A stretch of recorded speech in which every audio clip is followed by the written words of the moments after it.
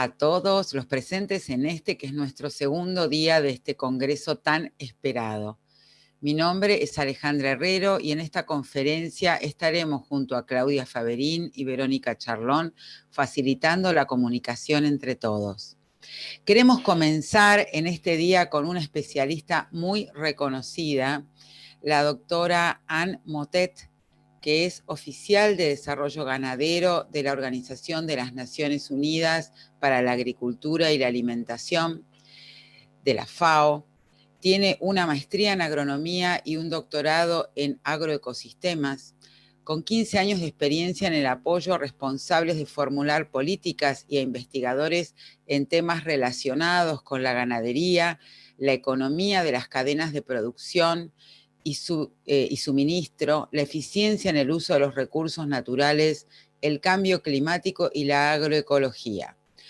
Actualmente, entre sus tareas, dirige y contribuye a un programa global centrado en los recursos naturales, el cambio climático y los servicios de los ecosistemas, utilizando enfoques holísticos e instrumentos de modelización mundial. Por ejemplo, el GLEAM, que corresponde al modelo de evaluación ambiental de la ganadería mundial, y otros proyectos orientados a la agricultura climáticamente inteligente. Hoy la doctora Anne Mottet, que aquí la tienen junto a nosotros, nos hablará sobre la importancia de los sistemas de producción animal en relación a la seguridad alimentaria y a los objetivos del desarrollo sostenible. Buenos días, Anne, Muy buenos días, bienvenida. Alejandra. Gracias por estar acá. Gracias a ti, gracias a los organizadores y buenos días a todas y todos. Hoy tengo un video para mi presentación para facilitar un poco la conexión y pues me quedo conectada también para las preguntas después. Gracias.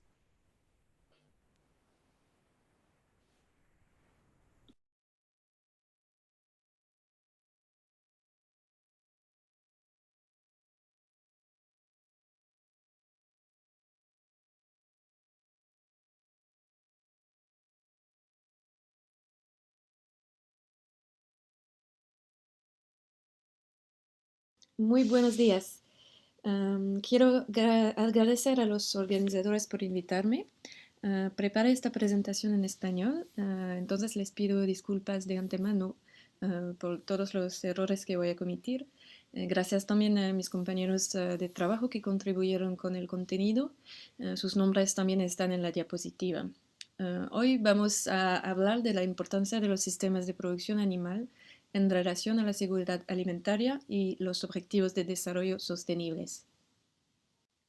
Bueno, quiero comenzar esta presentación con el trabajo de un fotógrafo que se llama Peter Menzel, y él viajó por el mundo y tomó fotografías de familias y de lo que comen en una semana entera.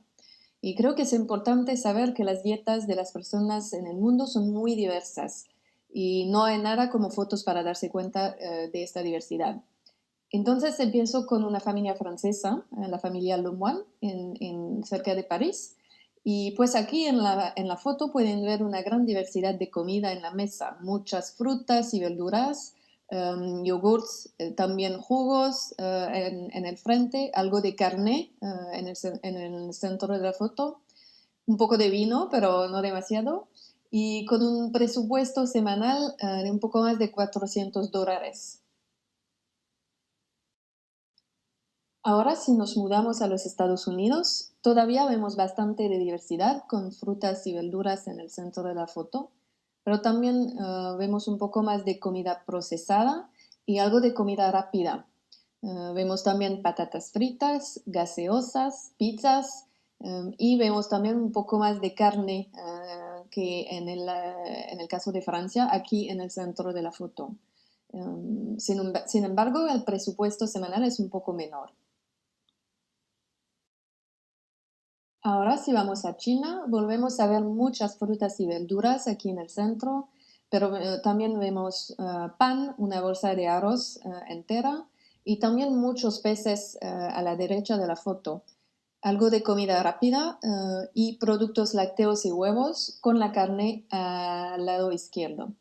Un presupuesto es nuevamente un poco más bajo. Ahora vamos a Chad, en el central de la región de Sahel, en África. Aquí no tenemos alimentos procesados, pero podemos ver muchos granos, semillas, nueces, también frutas y verduras, algunos productos lácteos y 2 pollos.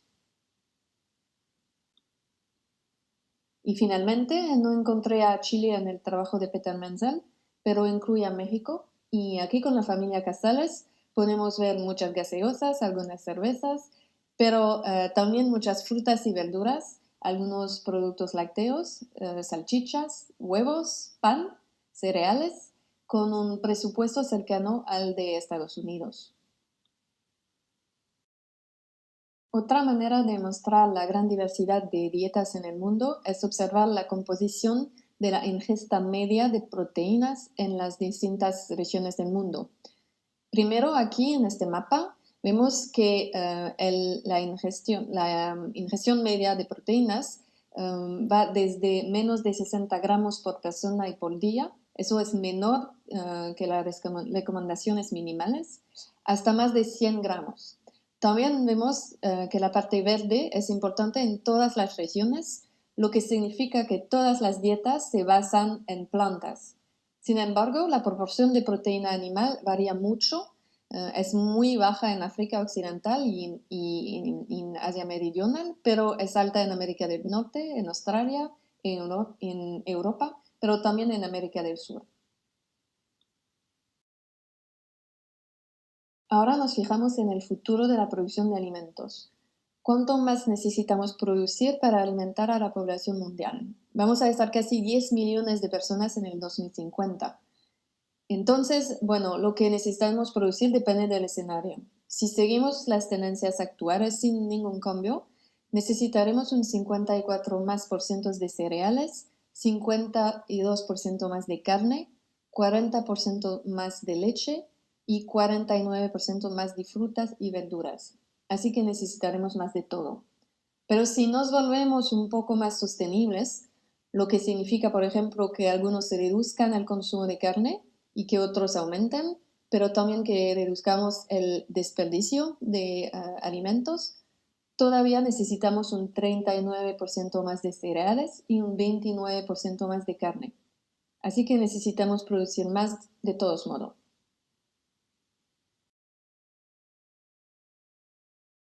Pero continuar con la tendencia actual ya no es una opción si queremos eliminar el hambre en el mundo. Si no cambiamos nada, todavía tendremos más de 600 millones de personas sufriendo de hambre en el año 2030, como pueden ver en este gráfico. Eliminar el hambre es el segundo objetivo de desarrollo sostenible que todos los países del mundo se han comprometido a alcanzar para el año 2030. El primero es eliminar la pobreza. El tercero es sobre la salud. El cuarto es sobre educación. El quinto es sobre igualdad de género, etc. Tenemos también ciudades, tenemos agua, clima, tenemos paz. Tenemos en total 17 objetivos de desarrollo sostenible.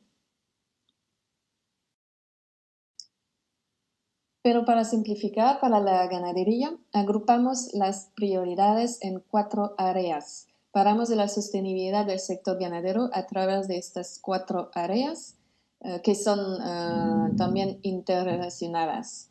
La seguridad alimentaria y nutricional, los medios de vida y el crecimiento económico, la salud y el bienestar animal y también el uso de los recursos naturales y el clima.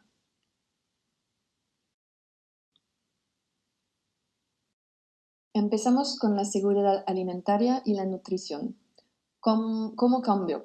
Después de una disminución, el número de personas sufriendo de hambre aumentó en algunas partes del África subsahariana y también en Asia sudoriental y Asia occidental, principalmente como resultado de conflictos, sequías y inundaciones. Tenemos un total de 821 millones de personas que sufrían de hambre para el año 2017. Tenemos también otras formas de malnutrición que son la anemia, el retraso en el crecimiento y la obesidad. Las deficiencias en los micronutrientes, o como se llama también el hambre oculta, conducen a la anemia, retraso en el crecimiento de las funciones inmunitarias comprometidas y menor desarrollo cognitivo. El número de niños con retraso en el crecimiento ha disminuido en 9% entre el 2012 y el 2017, pero sin embargo, el número sigue siendo inaceptablemente alto y el camino para alcanzar el objetivo de 2030 sigue siendo largo. Lamentablemente, una de cada 3 mujeres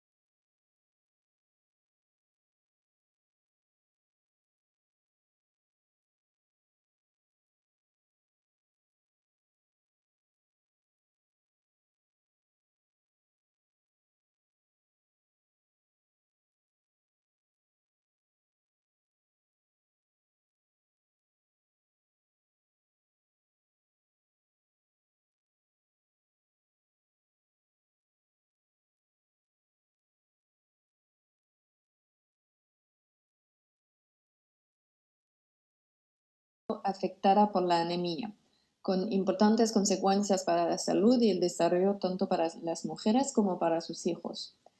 La prevalencia de anemia entre las mujeres en edad reproductiva también ha aumentado. Al mismo tiempo, la obesidad adulta sigue aumentando cada año, más de 13%, es decir, casi 700 millones de personas ahora. Estas son las 3 formas de malnutrición: hambre, deficiencia de nutrientes y obesidad. Y ahora están sucediendo en los mismos países al mismo tiempo también. Tanto las plantas como los animales contribuyen a una dieta saludable y sostenible. Sin embargo, los animales a menudo son criticados porque consumen grandes cantidades de plantas que podrían ser alimentadas directamente a los seres humanos. Esto es parcialmente cierto. En una evaluación que realizamos en la FAO, estimamos que el 13% de lo que come el ganado a nivel mundial son cereales. Es una pequeña parte de su dieta, pero representa 1/3 de la producción mundial de cereales. Entonces hay una verdadera competencia alimentaria entre la alimentación humana y la alimentación animal. Sin embargo, los animales consumen principalmente material que no es comestible para los seres humanos. Un total de 6% no es comestible y son todo lo que viene de los pastos, pero también residuos de cultivos como pajas y subproductos. Y ahora podemos empezar a hablar de eficiencia. Una forma clásica de comparar la eficiencia entre animales es el factor de conversión de alimentos. Aquí vemos que los rumiantes y los monogástricos, cerdos y pollos, producen aproximadamente la misma cantidad de proteína a nivel mundial. Pero los rumiantes necesitan 133 kilogramos de materia seca para producir 1 kilo de proteínas, mientras que los monogástricos necesitan 30 kilos.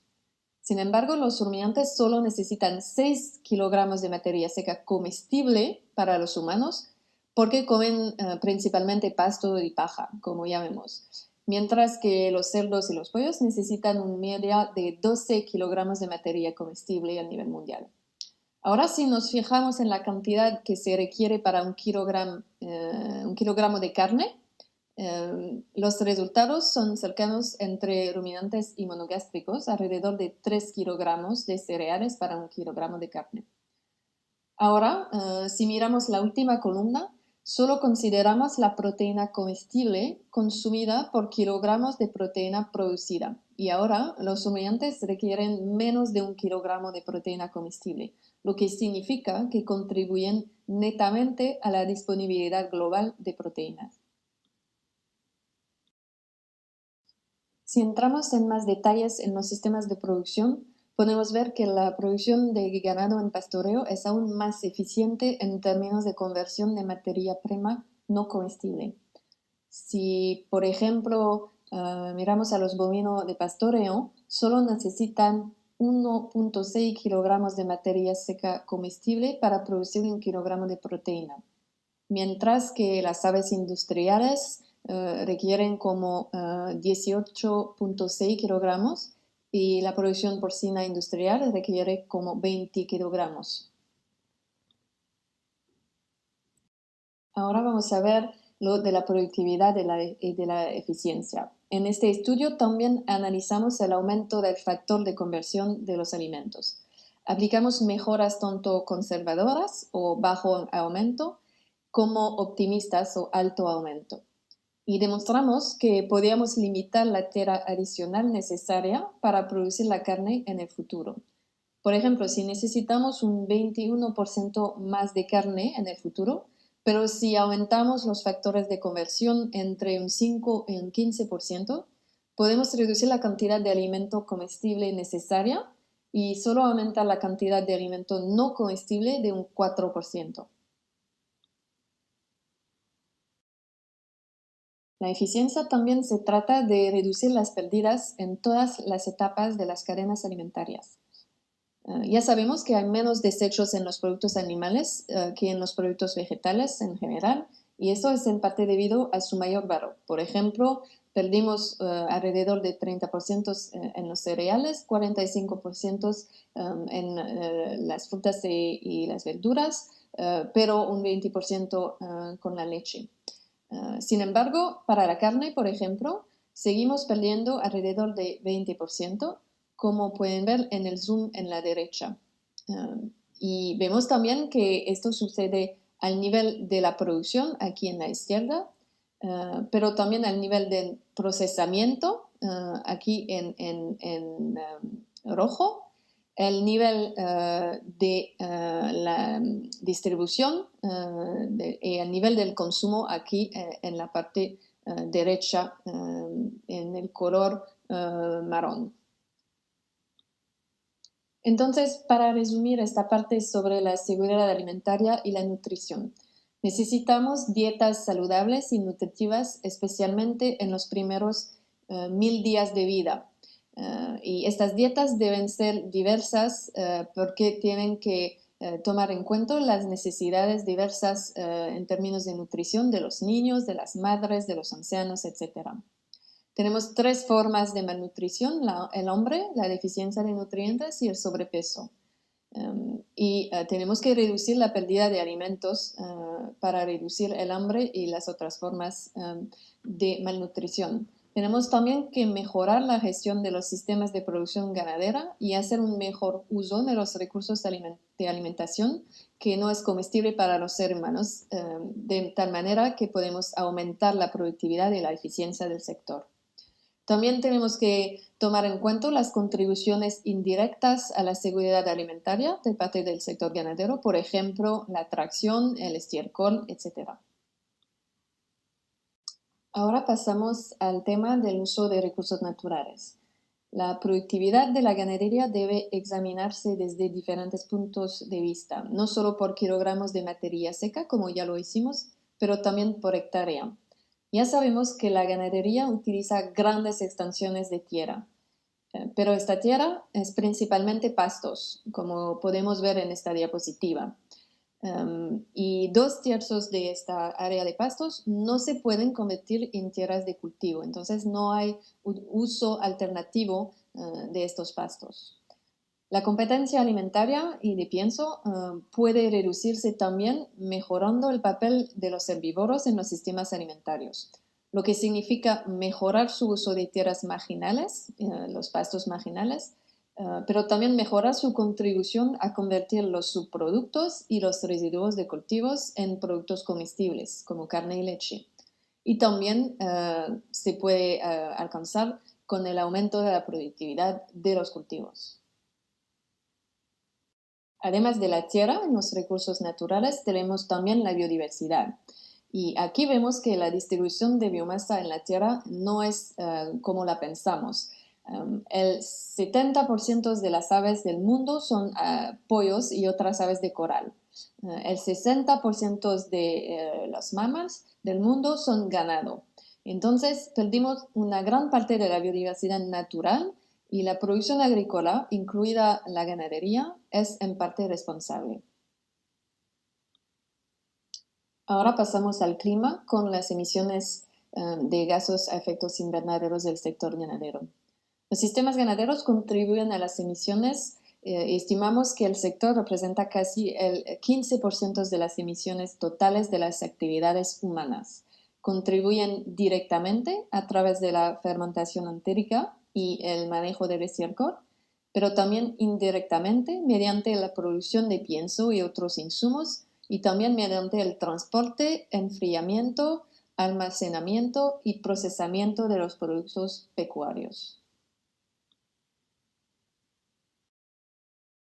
Pero existen opciones para reducir las emisiones. La adopción de las mejores prácticas y tecnologías que ya existen en la alimentación de animales, en la salud y la cría y la gestión del estiércol podría reducir sus emisiones hasta un 30%. Por ejemplo, en la producción especializada de carne bovina en América del Sur, en la parte roja de la diapositiva, estimamos que mejorar la calidad de los piensos, el manejo de los pastos y la salud animal podría reducir las emisiones entre un 18 y un 29%.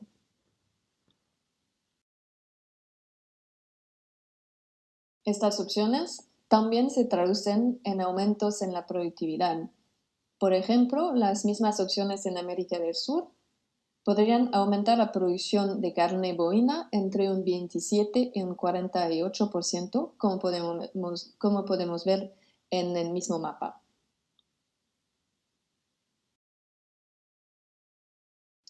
Eso es porque existe una fuerte relación entre eficiencia y emisiones.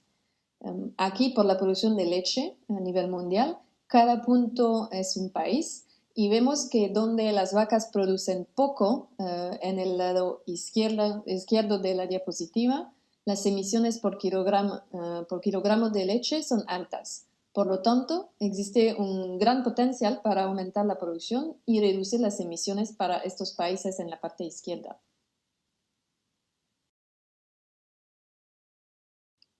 Pero también debemos considerar no solo kilogramos de productos o kilogramos de proteína para comparar alimentos.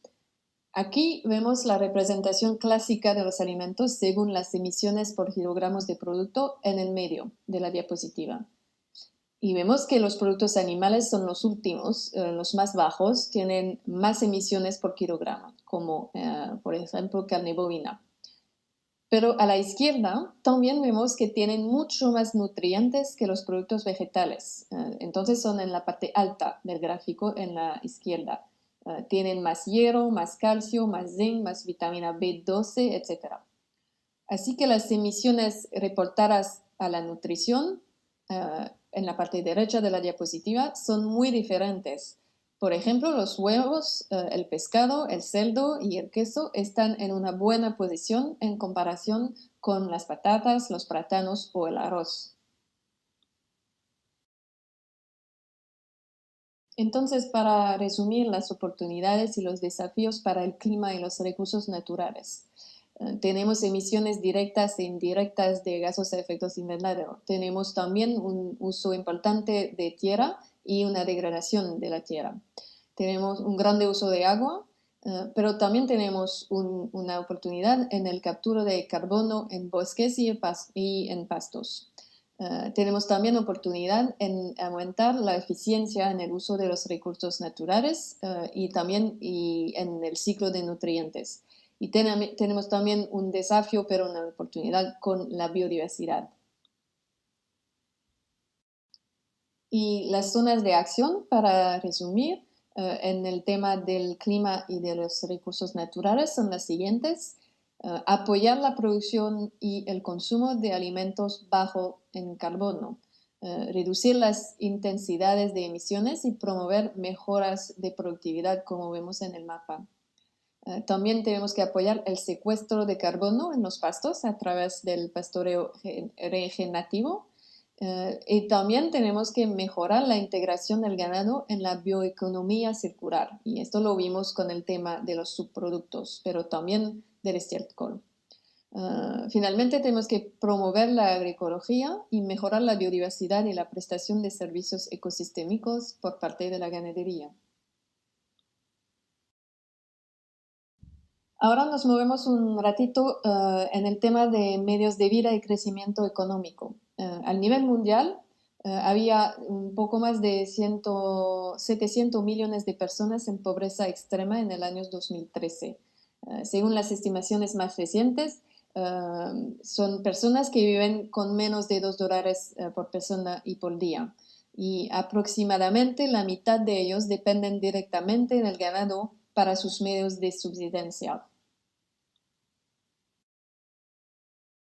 Sin embargo, la contribución del sector es mayor en las economías desarrolladas que en las en desarrollo. Por ejemplo, en América del Norte y en Europa representa un 25 y un 40% del PIB agrícola. En las otras regiones su participación oscila entre el 15 y el 25%. Pero el sector ha crecido más rápido en las regiones en desarrollo que en las regiones desarrolladas. Y las grandes operaciones, las fincas, las granjas de grande tamaño han contribuido con la mayor parte del crecimiento, pero los pequeños agricultores, los pequeños productores no se han beneficiado suficiente de este crecimiento del sector. Para resumir este tema de medios de vida y crecimiento económico, el sector contribuye al crecimiento económico y a la reducción de la pobreza y al empleo. Tiene también un papel de amortiguador, por ejemplo, en tiempos de crisis de mercado o crisis de sequía.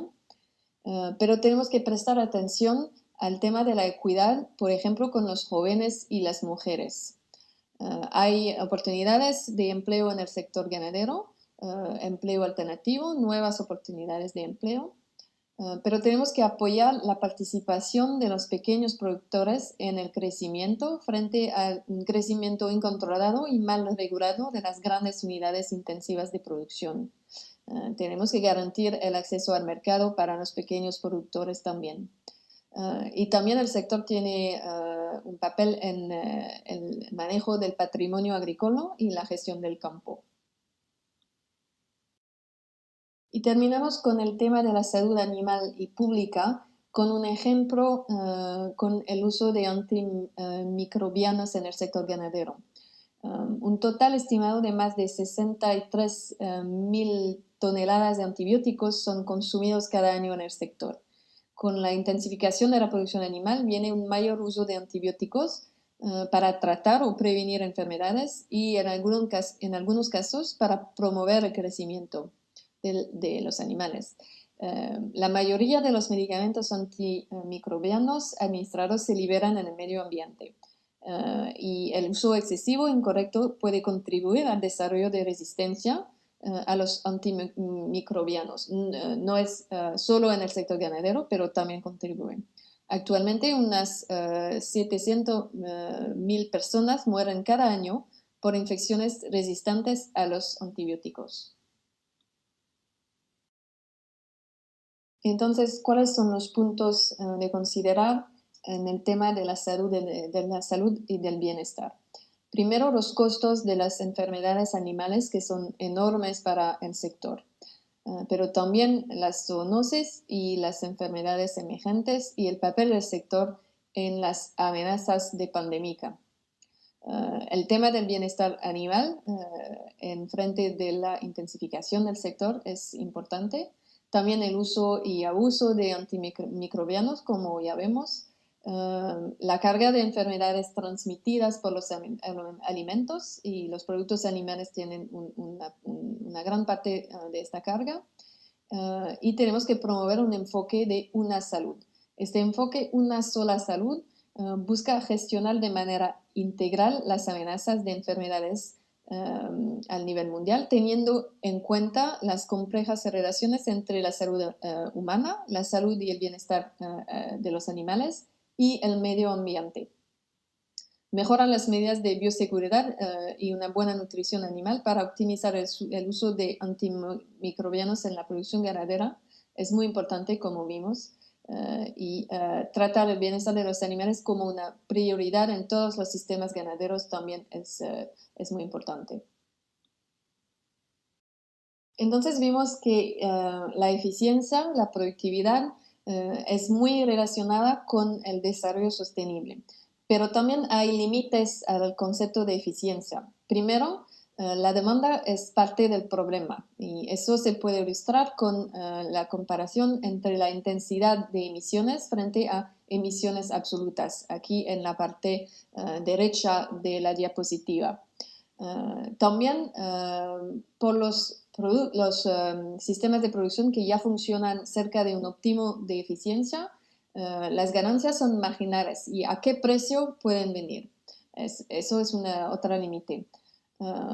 ¿Qué es la eficiencia socioeconómica? Si no tenemos acceso a los recursos, pero también acceso al mercado, aumentar el rendimiento no alcanza nada. Entonces, el acceso al mercado y a los recursos, en particular para los pequeños productores, es muy importante.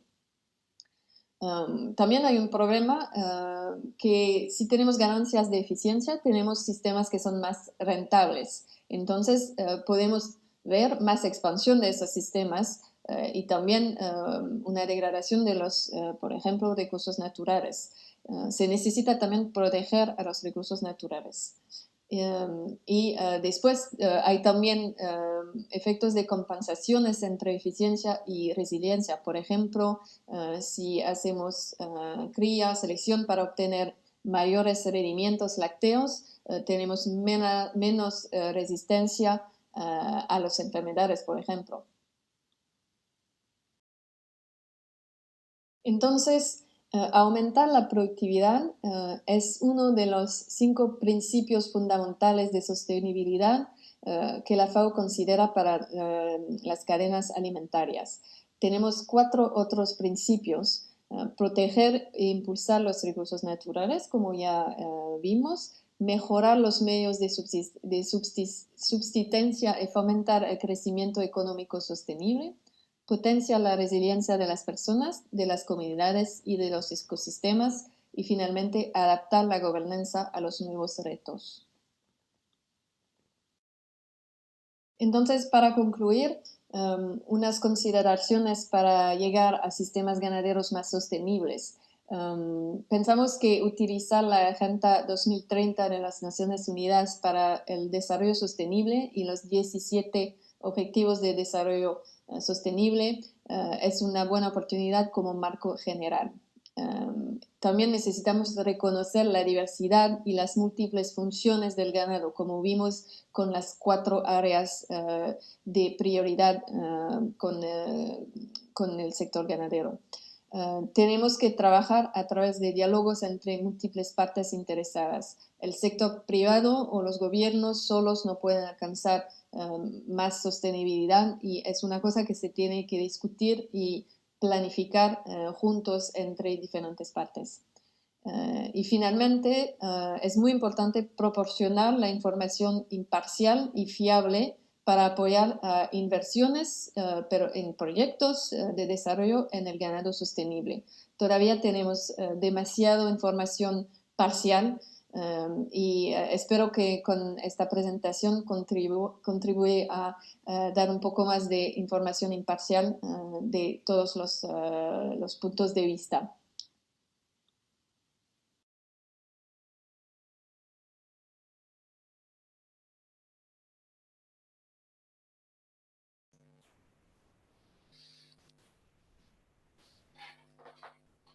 Bueno, agradezco muchísimo a Anne esta excelente disertación que nos ha llevado a evaluar y reflexionar sobre el futuro de la alimentación en el mundo y cómo satisfacer estas necesidades desde una ganadería y de sus cadenas de forma eficiente, no solo en lo que es la productividad, sino que dejó muy en claro el bienestar humano y su supervivencia en el planeta.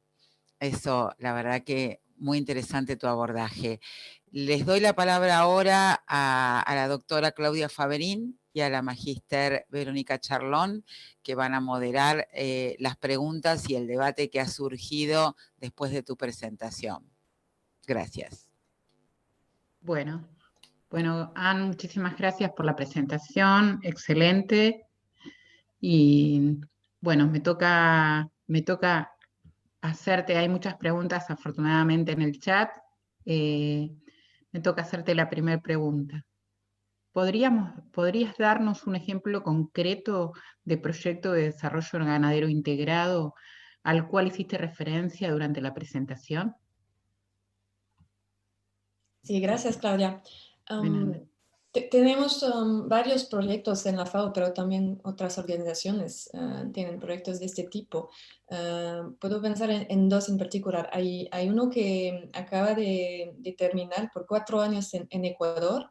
Era un proyecto del GEF, del Fondo Mundial para el Medio Ambiente, y se trataba de ganadería climáticamente inteligente. Entonces, el enfoque era sobre la producción de carne bovina en sistemas silvopastoristas, y había una gran parte de trabajo para aumentar el secuestro de carbono en los pastizales, pero también en los arbores que son integrados en el sistema.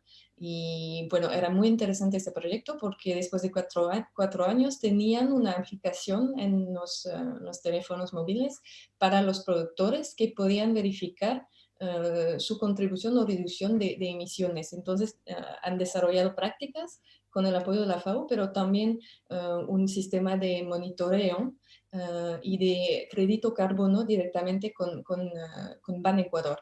Entonces me parece un ejemplo muy interesante. Pero también tenemos otros tipos de proyectos. Por ejemplo, en el Sahel ahora estamos trabajando con el Banco Mundial, en Senegal, en Malí, en Burkina Faso, otros países de África del Oeste. Y pues este programa tiene un enfoque en la salud animal con vacinación, y estimamos que podemos podemos reducir las intensidades de emisiones por kilogramos de carne, y también con un mejor manejo de los pastizales en el Sahel podemos aumentar también el secuestro. Entonces tenemos un programa que podría ser reduciendo las emisiones totales. Gracias. Vero. Hola, Ann, muchas gracias por la presentación. Tenemos otra pregunta, ¿existen herramientas para ayudar a este tipo de proyectos que apoyen o desarrollen? Pues sí, tenemos herramientas en la FAO que desarrollamos para apoyar a estos proyectos, pero también para desarrollar un poco las capacidades a nivel nacional. Por ejemplo, ya hablamos del modelo GLIM, que sirve para hacer estimaciones de los gases a efectos invernaderos por parte de los sistemas de ganado, pero tenemos también como herramientas para estimar otras dimensiones de sostenibilidad, porque las emisiones son una parte sola del problema, como ya vimos. Entonces, trabajamos con una herramienta que se llama TAPE, que es una herramienta para medir el impacto también en términos de género, en términos de nutrición, en otras dimensiones de sostenibilidad, con un enfoque un poco más agroecológico, un poco más amplio que las emisiones.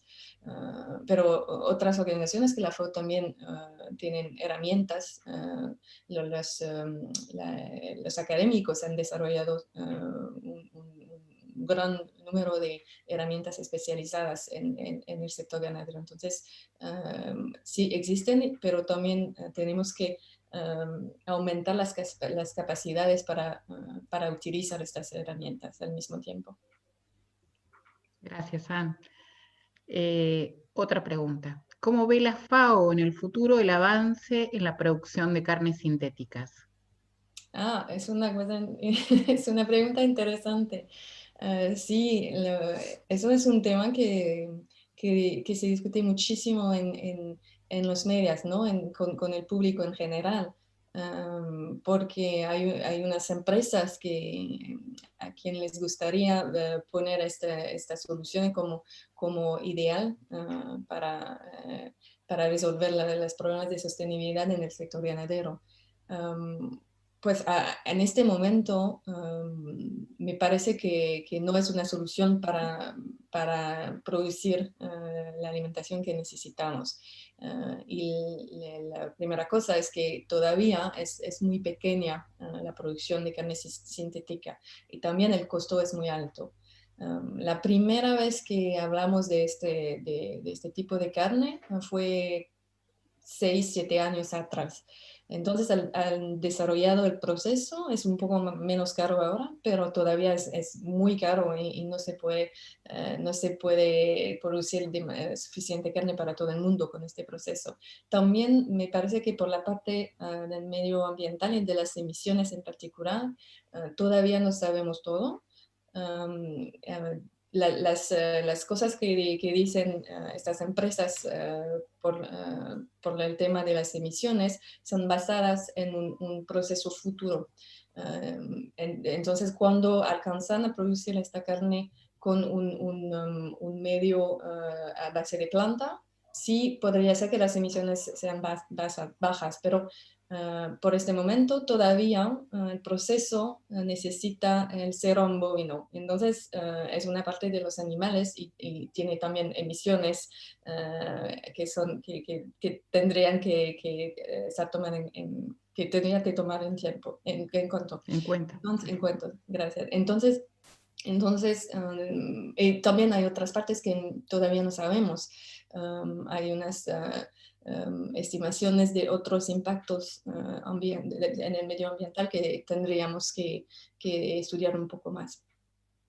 Muchas gracias, Anne.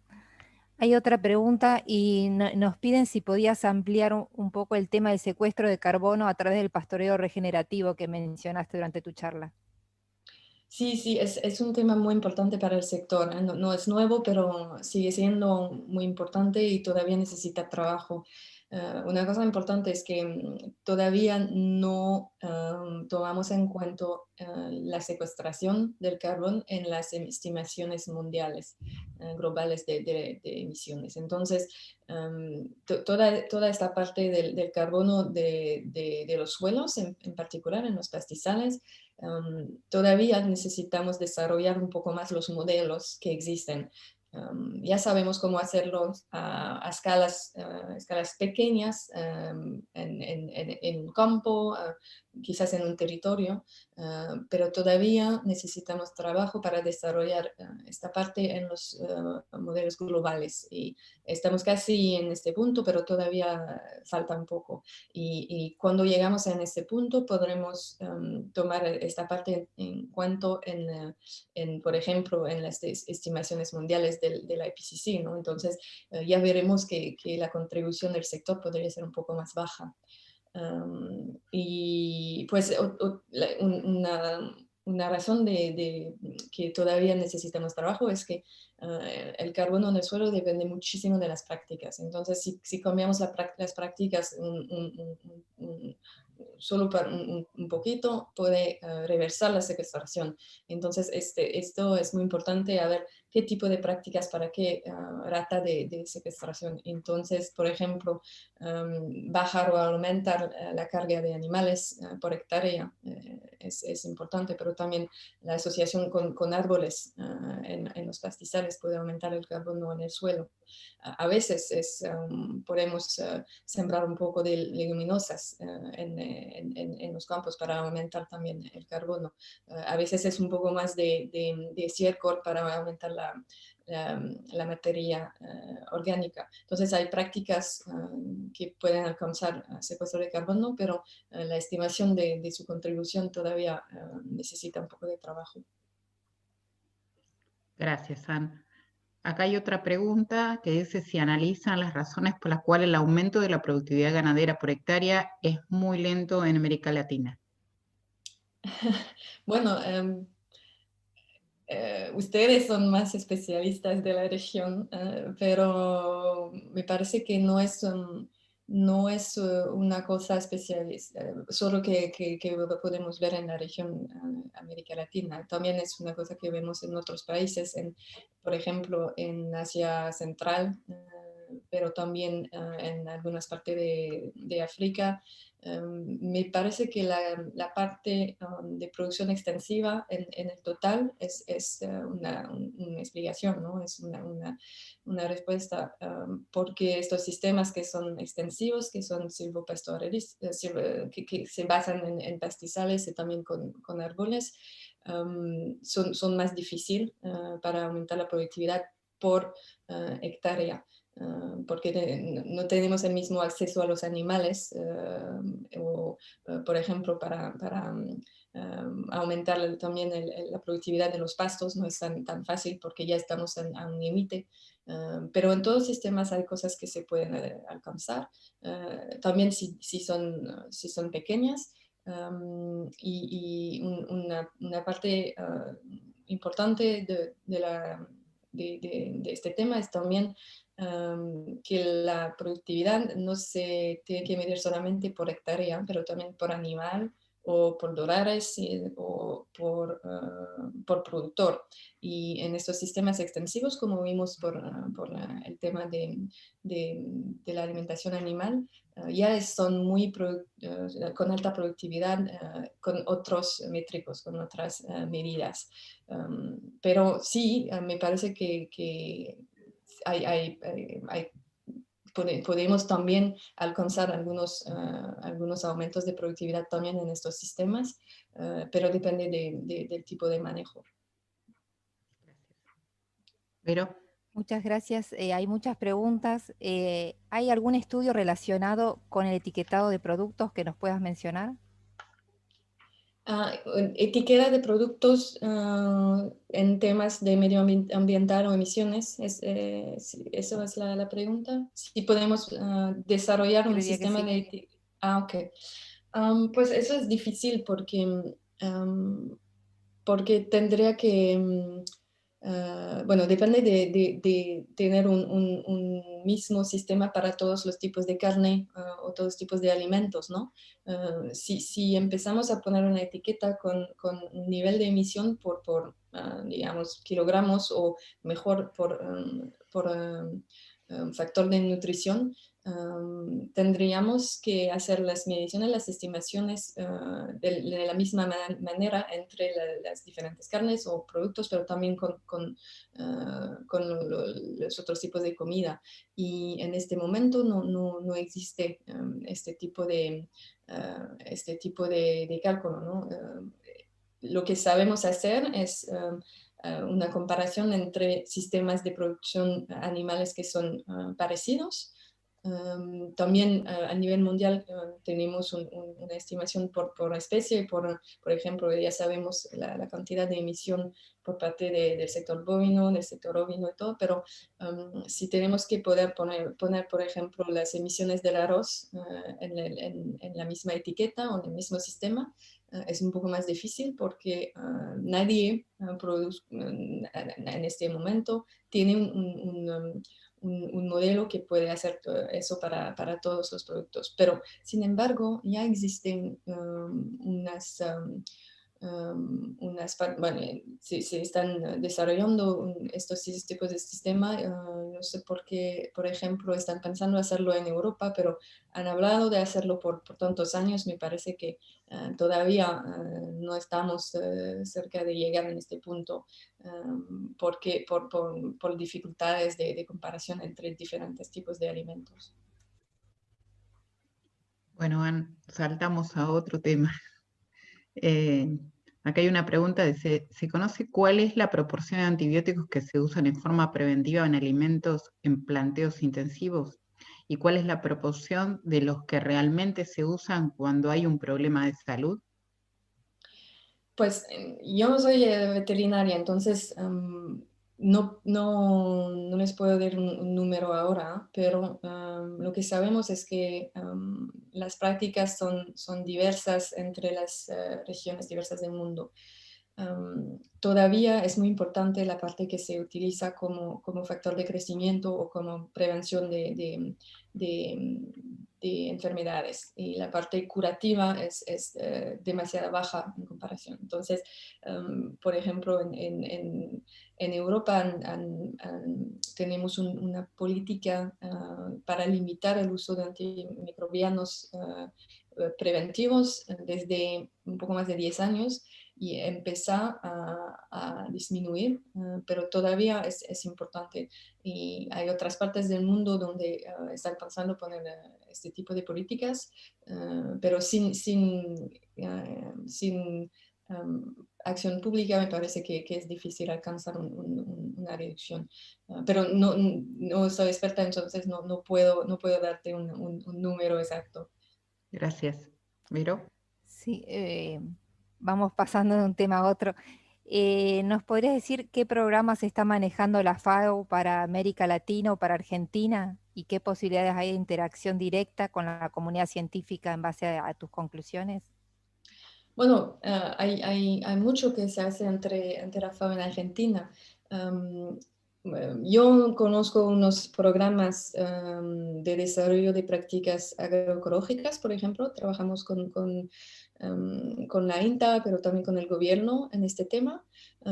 Pero eso es mi área de trabajo, pero tenemos un programa regular con Argentina en el desarrollo de capacidades de los productores, y con eso trabajamos muchísimo con académicos, con las universitarias, pero también con institutos de investigación en el tema, en el sector ganadero en particular. Las medidas de emisiones es una parte de la colaboración entre Argentina y FAO que es muy importante. Pero también la salud animal y el manejo del pienso, por ejemplo, calidad de los piensos y la calidad, cómo afecta la salud animal después. Eso es otra área de colaboración entre Argentina y la FAO. Sí, sumo a esto que hace un par de años tuvimos un congreso en Mar del Plata, en una ciudad balnearia acá, que fue importante porque era un aniversario de la APA y los representantes de FAO Argentina dieron una conferencia en este sentido. Bueno, sigo con otras preguntas. La gente está entusiasmada por preguntarte, Anne. ¿Cómo evalúa las políticas públicas de los países en referencia a mejorar las condiciones de seguridad o inocuidad alimentaria? No estoy segura que Bueno, entendí. a ver, ¿cómo evalúan las políticas públicas de los países en referencia a mejorar, yo creo que leí mal, en referencia a mejorar las condiciones de seguridad e inocuidad alimentaria? Entonces, hablamos de la seguridad alimentaria en el El censo marco de las sanitario. políticas públicas, claro, Ok, de los países. ok. Pues eso no es una área que conozco muy bien, pero eso también depende de las regiones y de los países. Me parece que alcanzamos bastante con la asociación entre la FAO, la Organización Mundial para la Salud Humana, y también el OIE, la Organización para la salud animal. Entonces tenemos una organización que llamamos tripartite. Entonces son las tres que trabajan juntas con los gobiernos, y desde algunos años, y ahora alcanza un poco más en el tema de una sola salud, pero también en el tema del códex alimentarios, que es es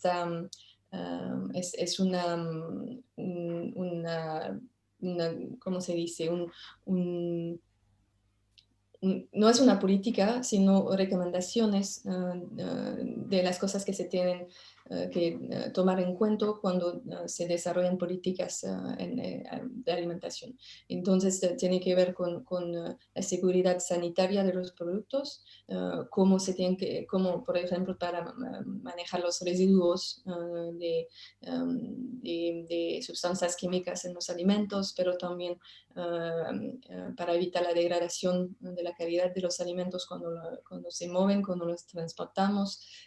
Y esas son recomendaciones que damos a los gobiernos para desarrollar sus políticas especializadas en sus cadenas alimentarias. Y también apoyamos con el desarrollo de estas políticas en los diversos contextos. Gracias. Muchas gracias, Ann. Tengo una otra pregunta. Vos mencionaste en los desafíos que uno de los desafíos era mejorar el uso de agua en los sistemas ganaderos. ¿Cómo están pensando algunas estrategias, algún apoyo para mejorar la gestión del uso de agua en sistemas ganaderos, donde por ahí muy diverso en el mundo, hay problemas de disponibilidad, hay disponibilidad de calidad y también hay problemas por ahí, es una cuestión económica, no tanto de disponibilidad, pero no está la parte, por ahí la decisión política, económica. ¿Están pensando en eso?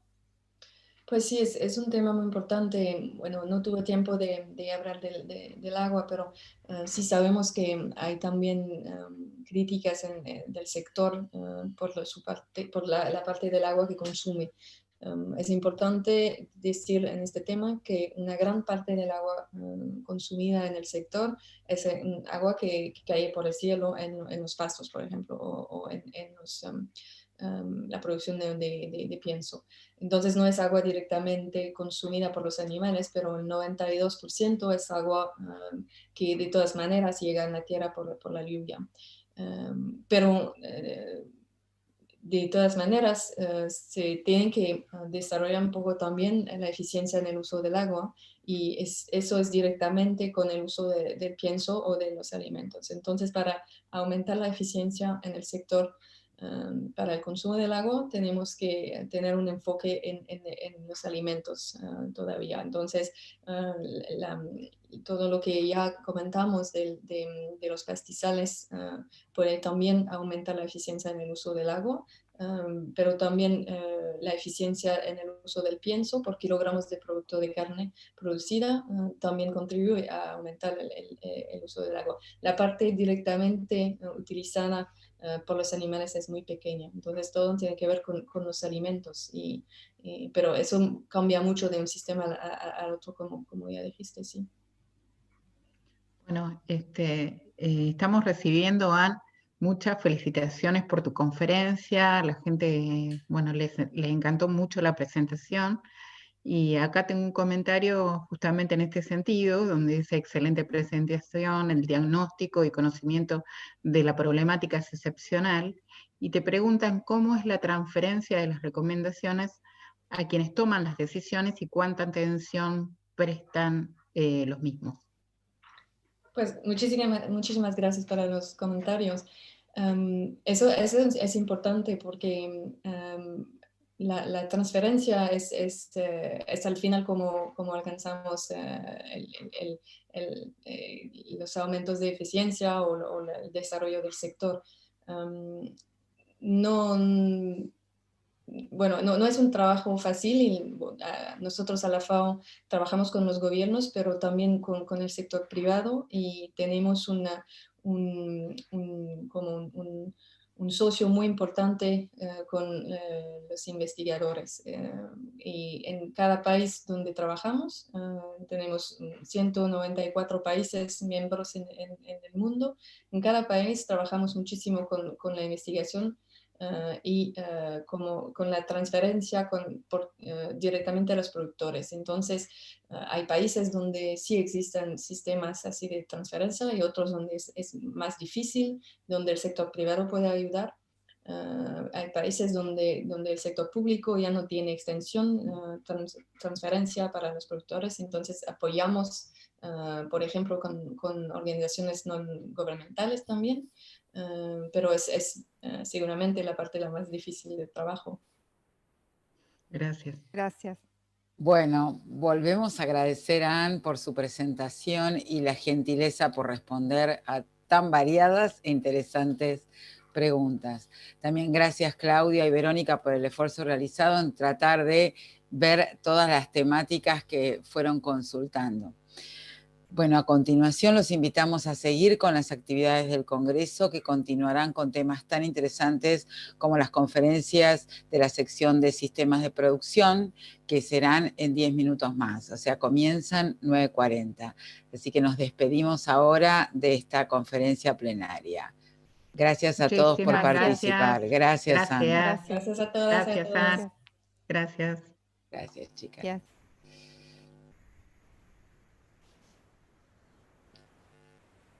Bueno, chau a todas.